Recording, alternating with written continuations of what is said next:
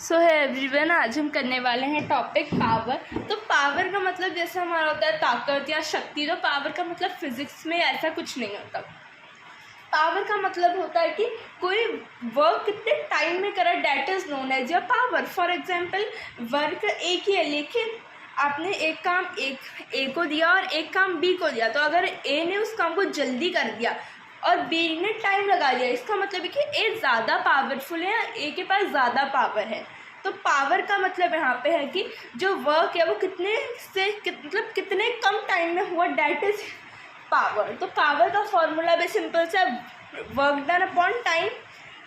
तो जो वर्क है उसकी एसआई यूनिट होती है जूल और टाइम की होती है सेकंड। तो जो पावर है उसकी जो एक यूनिट होती है जूल पर सेकंड, लेकिन पावर की जो एसआई यूनिट होती है वो होती है वॉट। अब देखो, हम स्टार्टिंग से पढ़ते हुए आने की जो वर्क डन और एनर्जी हम इंटरचेंजेबल होते हैं, तो हम चेंज कर सकते हैं उन्हें एक दूसरे से। तो पावर का एक और फॉर्मूला है एनर्जी अपॉन टाइम। तो पावर का एक और फॉर्मूला है एनर्जी अपॉन टाइम। अब देखो, इससे ही पावर से एक और फॉर्मूला बनता है energy is equal to power into time. Simple सा है, एनर्जी यहाँ पे है तो इसको सिर्फ अगर आपको एनर्जी चाहिए, एनर्जी का फॉर्मूला निकालना, तो टाइम यहाँ से क्रॉस मल्टीप्लाई करो, कट हो जाएगा टाइम, यहाँ चला जाएगा, तो एनर्जी का अपने आप फॉर्मूला आ जाता है इससे P इंटू टी। ठीक है, तो एनर्जी की जो एसआई यूनिट होती है वही होती है यूनिट, और जो पावर होती है इसकी होती है वाट, और टाइम की होती है इसमें आर। इसमें सेकंड होती है लेकिन इसमें आर होती है, क्योंकि इसका यूज़ कमर्शियल पर्पस के लिए करते हैं।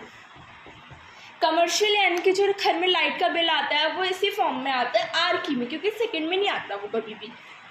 तो कमर्शियल यूज़ होता है इसका। और इसमें देखो, सिंपल सी चीज़, अगर हमें पावर निकालनी है तो टाइम सेकंड में होना चाहिए, और एनर्जी निकालनी है तो टाइम आर में होना चाहिए। और 1 unit is equal to 1 kilowatt hour, और 1 kilowatt hour is equal to 3.6 multiply 10 to the power 6 joule. तो क्वेश्चन आता है कि अगर 100 यूनिट है तो कितना जूल, इस टाइप से।